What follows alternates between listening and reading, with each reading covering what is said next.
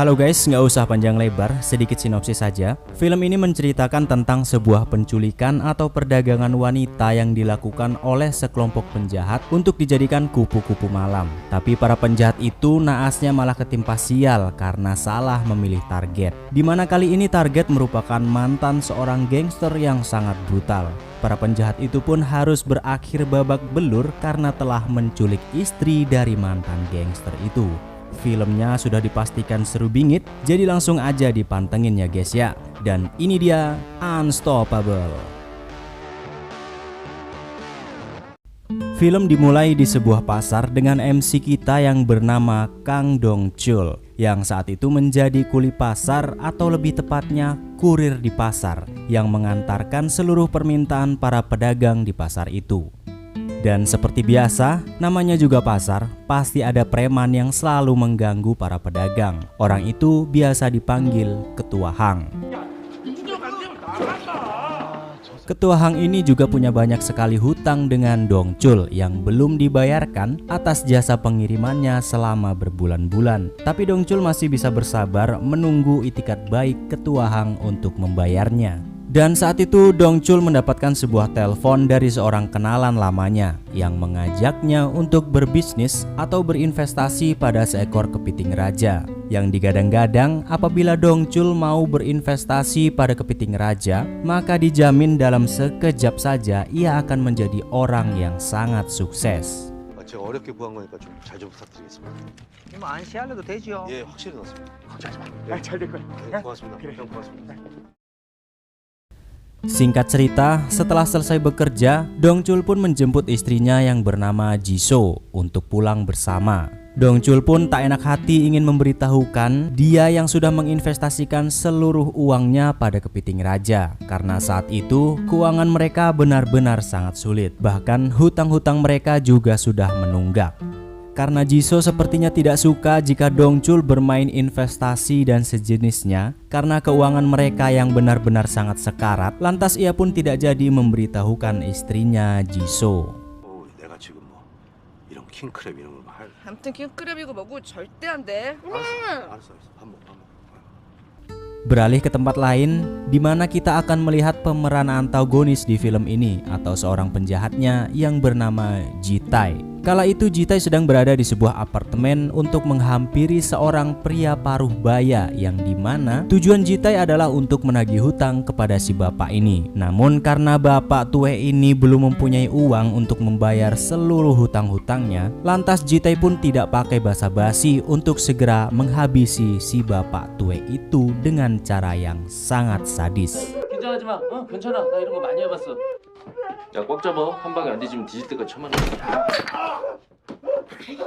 Namun saat seketika Ji-tae akan menghabisi si bapak tua ini, tiba-tiba anak perempuan semata wayangnya pun pulang dan melihat mereka yang sedang menyiksa ayahnya. Karena Ji-tae yang melihat si bapak ini mempunyai anak perempuan yang cantik, lantas ia pun mengurungkan niatnya untuk menghabisi ayahnya. Ji-tae pun membawa anaknya sebagai pertukaran atas hutang-hutang si bapak tua itu. Dan ketika kelompok Ji-tae pulang dari rumah si bapak tua tadi sambil membawa putrinya yang telah dibius pingsan, tidak sengaja anak buah Ji-tae malah menabrak mobil dari Kang Dong Chul. Dong Chul pun turun dari mobilnya tapi tidak untuk meminta ganti rugi. Dia hanya meminta mereka untuk bersedia turun untuk difoto dan membuat laporan sebagai klaim garansi mobilnya secara baik-baik. Namun anak buah Ji-tae malah melemparkan beberapa lembar uang kepada Dong Chul untuk mengganti kerusakan mobilnya. Jisoo yang melihat suaminya diperlakukan seperti itu pun tidak terima. Lantas ia turun dari mobil dan memaki-maki anak buah Ji-tae. Ji-tae yang melihat istri Dong Chul memaki-maki anak buahnya pun turun. Bukan untuk menyela Jisoo, melainkan untuk menghajar anak buahnya. Ji-tae pun meminta maaf atas perlakuan tidak sopan anak buahnya itu kepada Dong Chul. Tapi sepertinya Ji-tae malah tertarik dengan istri Dong Chul.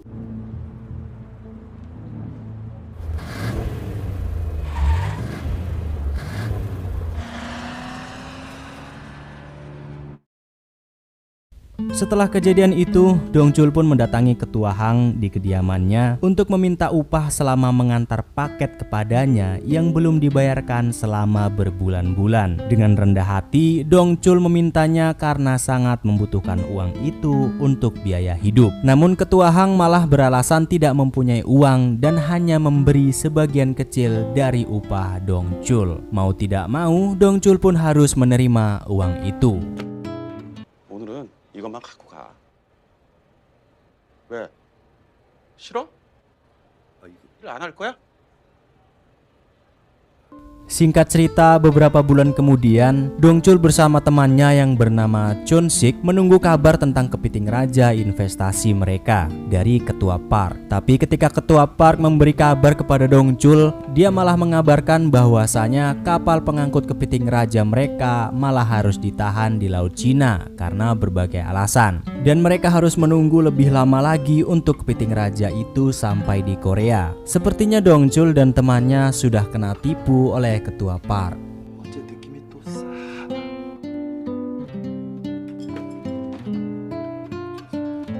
Malam harinya, Dongchul mengajak Jisoo untuk pergi makan malam di sebuah restoran yang terlihat sangat mahal untuk merayakan ulang tahun pernikahan mereka. Di sana Dongchul memesan seekor kepiting raja. Tapi ketika Dongchul hendak menyuapi Jisoo, Jisoo malah tiba-tiba membahas perceraian. Ternyata keadaan ekonomi mereka benar-benar sangat sulit saat ini. Bahkan properti mereka akan disita oleh bank. Untuk membayar uang kontrakan bulan depan pun mereka sudah bingung. Itulah kenapa Jisoo memikirkan untuk bercerai dengan Dongchul. 안 돼, 하여튼 안 돼. 그럼 어떡해. 내가 금방 해결할게. Dan di saat itu juga, Dongchul memberitahukan Jisoo untuk tidak khawatir tentang keuangan mereka lagi. Karena Dongchul telah melakukan investasi besar-besaran untuk bisnis kepiting raja yang akan membuat keadaan ekonomi mereka akan segera membaik. Namun mendengar itu semua, Jisoo jadi semakin marah kepada Dongchul karena telah bermain-main hal yang tidak pasti dikala keadaan ekonomi mereka yang sedang memburuk. Jisoo pun akhirnya pulang ke rumah sendirian dan meninggalkan Dongchul di resto. Di malam yang hujan rintik-rintik, walaupun awalnya Jisoo sangat marah dengan Dongchul, tapi ia masih merindukan sebuah kehangatan. Lantas Jisoo pun meminta Dongchul untuk segera pulang ke rumah dan mengeloninya. Dongchul pun sangat senang dengan permintaan Jisoo itu. Namun saat Jisoo sedang menunggu Dongchul sendirian di rumah, tiba-tiba ada orang yang mengetuk pintu dan mendobrak masuk ke rumah mereka. Ternyata mereka adalah orang-orang dari suruhan Jitai yang ingin menculik Jisoo.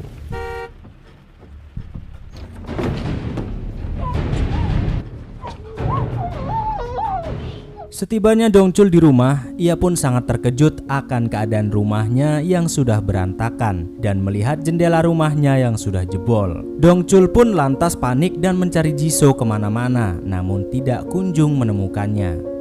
Lantas Dongchul pun langsung melaporkan penculikan istrinya itu ke pihak kepolisian. Namun sayang, polisi tidak bisa menemukan bukti apa-apa karena ternyata CCTV di sekitar area itu sudah disabotase sebelum mereka menculik Jisoo. Namun tidak disangka, tiba-tiba Jitai sendiri langsung menelpon Dongchul saat ia masih berada di kantor polisi. Ia mengatakan agar tidak melanjutkan laporannya atau ia akan membunuh Jisoo. Jitai pun melakukan penawaran untuk mereka bisa bertemu secara langsung dan membicarakan semuanya. 2시까지 거기로 와. 조용히 단둘이. Keesokan harinya, Dongchul pun pergi ke sebuah restoran belut untuk bertemu dengan Jitai di sana. Namun ia menunggu selama berjam-jam, bahkan Jitai pun tidak kunjung muncul. Hingga seketika handphone yang terletak sedari tadi di meja Dongchul pun berbunyi. Ternyata Jitai beralasan tidak bisa menemuinya hari ini dan malah menawarkan sebuah uang yang sangat banyak di dalam tas yang ada di depan Dongchul. Ternyata uang itu adalah pertukaran atau bayaran untuk istrinya Jisoo agar Dongchul tidak merasa dirugikan karena Jitai telah mengambil istrinya. 생각해봐. 뭐 그 돈이나 뭐 이 돈이나 난 네 마누라, 넌 내 돈. 한 명도 없어. 그냥 다 가져갔어. 걱정하지 마. 네 마누라 매력 있으니까 인기 많을 것 같아. 오케이? Dongchul pun melaporkan kembali kejadian itu ke pihak kepolisian sekaligus membawa uang yang diberikan Ji-tae untuk menebus istrinya tadi sebagai barang bukti. Setiap hari Dongchul bolak-balik ke kantor polisi untuk melihat perkembangan kasus penculikan Ji-so. Namun pihak kepolisian bahkan tidak bisa berbuat banyak untuk menemukan Ji-so.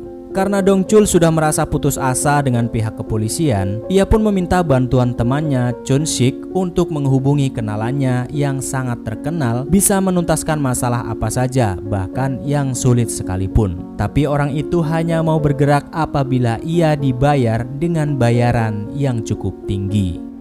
아 그러니까 돈은 왜 다 검사장 그 형 돈으로 움직이는 사람이야. Dan di sini kita akan melihat sosok Dongchul yang sesungguhnya, di mana Dongchul pun akhirnya pergi ke tempat ketua Hang untuk meminta seluruh uang upahnya selama ini yang masih tidak kunjung dibayarkan, dengan sorotan mata yang sangat tajam. 내가 좀 급해. Dongchul pun akhirnya memporak-porandakan tempat itu dan menghajar seluruh anak buah ketua Hang agar ia bisa mendapatkan semua uangnya dan tak tertinggal sepeser pun.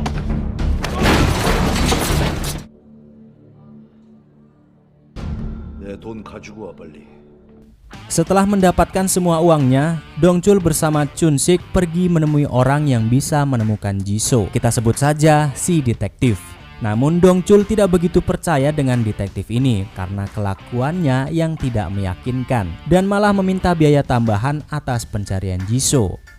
Dongchul pun memberikan waktu 1 hari agar si detektif ini bisa menemukan Ji-so, kalau tidak kontrak mereka akan batal. 그럼 내일까지입니다. 까지 찾을 수 있겠어요? 내일까지요? Keesokan harinya, sang detektif itu ternyata sudah bisa menemukan bukti-bukti siapa saja yang terlibat atas penculikan Ji-so. Mereka semua pun langsung menuju ke rumah pelaku yang diduga bersekongkol dengan Ji-tae. Namun sampai di sana, ternyata orang itu hanyalah suruhan Ji-tae yang membawakan uang ke restoran belut tempo hari dan bukan termasuk anak buah Ji-tae. Lantas Dongchul pun bertanya seluruh informasi yang ia tahu untuk bisa segera menemukan Ji-tae dan Ji-so.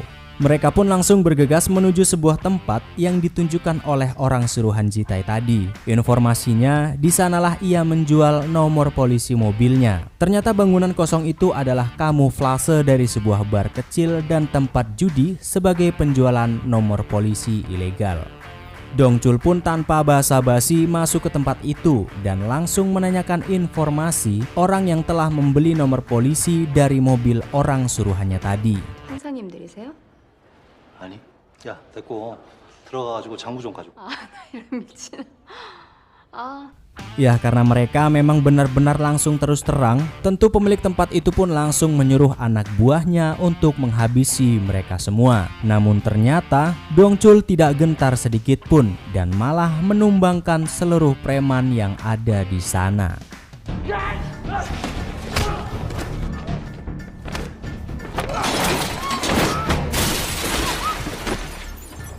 Singkat cerita, akhirnya mereka pun mendapatkan informasi di mana salah satu anak buah Ji-tae berada. Dan di sini kita akan benar-benar mengetahui identitas dari Dongchul sebenarnya. Chun-sik menceritakan bahwasanya Dongchul adalah mantan dari seorang gangster yang terkenal sangat brutal dengan julukan bantengnya dan sangat ditakuti oleh semua kalangan penjahat. Namun, Dongchul memutuskan untuk hidup damai dan menjadi orang biasa setelah ia bertemu dan menikah dengan Ji-so. Namun karena Ji-so yang sangat ia cintai berada dalam bahaya, terpaksa Dongchul pun harus kembali menampakkan jati dirinya yang sebenarnya. 빨리 가자. Beberapa hari kemudian, sang detektif itu kembali menemukan orang atau bukti-bukti untuk menguak siapa sebenarnya Ji-tae dan di mana posisi mereka berada. Mereka menemukan seorang pria yang dahulu juga mengalami nasib yang serupa dengan Dongchul, di mana istrinya diculik oleh Ji-tae. Lantas pria itu pun mengatakan yang sebenarnya tentang Ji-tae, bahwa dia adalah jenis orang gila yang sangat terobsesi dengan perdagangan wanita untuk dijadikan kupu-kupu malam di bawah kendalinya. lainnya, di mana Jitai selalu menculik perempuan yang rata-rata mempunyai masalah keuangan dalam keluarga mereka, dan ia pun menebus atau membayar semua orang yang telah ia ambil istri atau keluarganya sebagai kompensasi, dan rata-rata mereka semua pasti menerima uang itu sebagai kompensasi atas istri dan anak-anak perempuan mereka.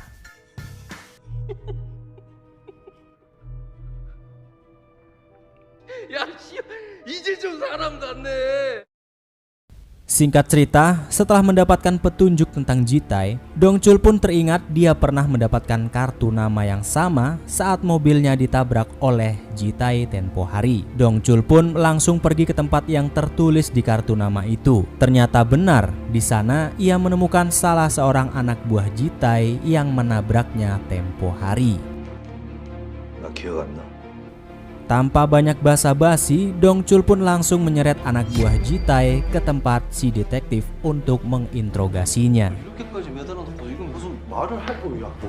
Dan ketika mereka akan menyiksa anak buah Jitai itu dengan menyetrumnya menggunakan aki mobil, tiba-tiba Jitai pun menghubungi Dongchul dan memperkenalkan dirinya dengan sangat bangga. Jitai sangat terusik dengan memberontaknya Dongchul, padahal selama ini orang yang ia tawari uang dengan menjual istrinya tidak ada yang protes sama sekali. Lantas karena kesal, Jitai pun mengajak Dongchul untuk berlomba siapa yang terlebih dahulu bisa membunuh, antara Dongchul lebih dahulu membunuh anak buahnya atau Jitai yang lebih dahulu membunuh Jisoo.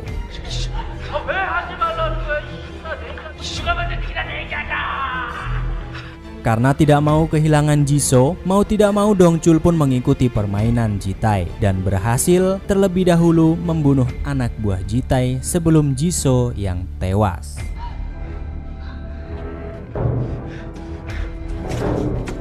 Setelah itu Jitai pun meminta uangnya kembali jika ia mau istrinya selamat tanpa kurang sepeser pun. Sedangkan anak buah Jitai tadi ternyata tidak mati karena Dongchul hanya membuatnya pingsan saja.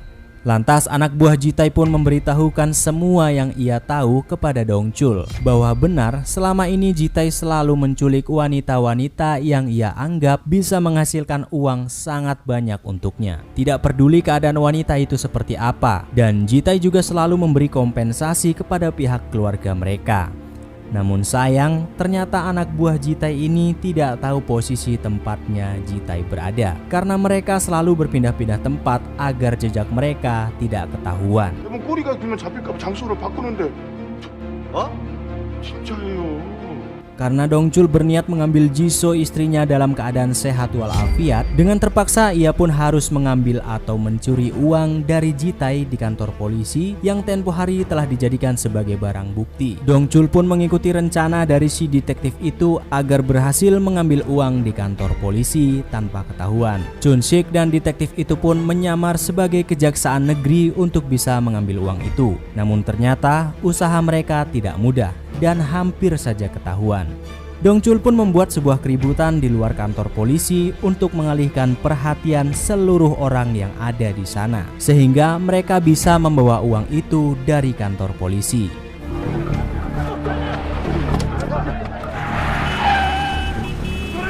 Sementara Dongchul membawa uangnya ke tempat Jitai, kita akan melihat Jisoo saat ini yang sedang berusaha mati-matian keluar dari tempat pengurungan mereka bersama korban lainnya yang bernama Soyun. Jisoo berusaha membuka paksa jendela teralis agar mereka bisa kabur dari sana. Dan saat Jisoo sudah berhasil keluar dari jendela itu, namun sayang saat giliran Soyun, mereka malah kepergok salah satu anak buah Jitai dan Soyun pun harus tertangkap.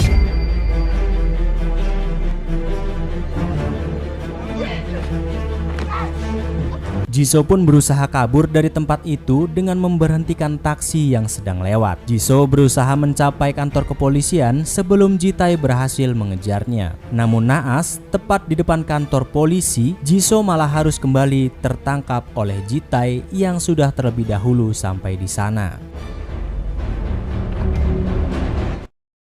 Dongchul yang sudah sampai di tempat persembunyian Jitai pun langsung menghajar dan membabat habis anak buah Jitai yang berada di sana.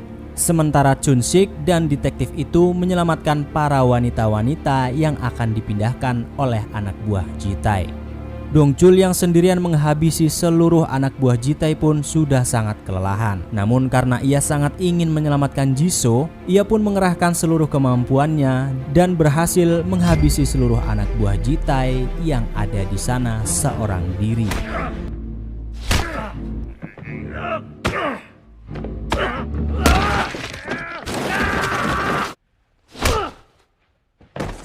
Akhirnya pihak kepolisian pun berhasil menyusul mereka dan menyelamatkan para wanita yang diculik oleh Ji-tae di sana. Sementara itu, Dong Chul masih terus mencari Jisoo yang berhasil ditangkap kembali oleh Ji-tae. Tidak sengaja, Dong Chul pun berpapasan dengan Ji-tae di tengah jalan. Dan tanpa basa-basi, Dong Chul pun langsung mengejar Ji-tae kala itu hingga terjadilah kejar-kejaran yang sangat panjang di antara mereka.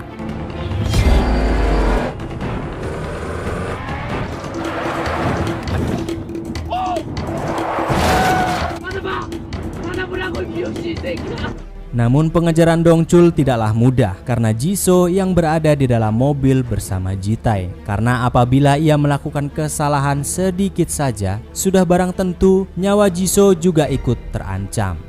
Hingga sampai pengejaran Dong Chul yang berlangsung cukup lama, dan saat itu mobil yang dikendarai oleh Ji-tae pun oleng dan terlihat akan keluar dari lintasan jalan. Karena Dong Chul tidak ingin Jisoo celaka, Dong Chul pun menghadang mobil Ji-tae tepat di depannya dan mengakibatkan Dong Chul yang harus terprosok keluar dari lintasan jalan.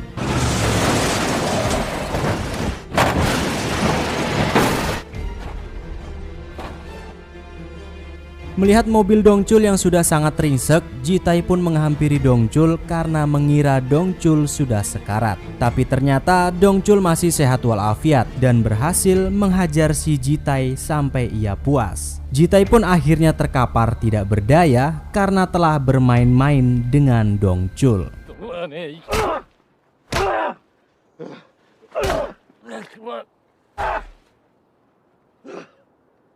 Dan akhirnya Dong Chul pun berhasil menyelamatkan Jisoo dan juga beberapa wanita yang diculik oleh Ji-tae. Kelompok Ji-tae juga berhasil diamankan oleh para polisi. Dong Chul pun dianggap sebagai pahlawan karena telah membongkar kedok dari bisnis perdagangan manusia itu. Lalu beberapa bulan kemudian, kapal yang mengangkut kepiting raja investasi Dong Chul dan temannya pun sudah mendarat di Korea. Ternyata investasi kepiting raja itu benar-benar ada. Berkat investasi itu pun ekonomi Dong Chul kini benar-benar sudah sangat membaik. Bahkan kini Dong Chul memiliki sebuah restoran sendiri untuk Jisoo dan dirinya. Begitulah akhir dari film yang diperankan oleh Ma Dong Seok kali ini. Dan film pun tamat.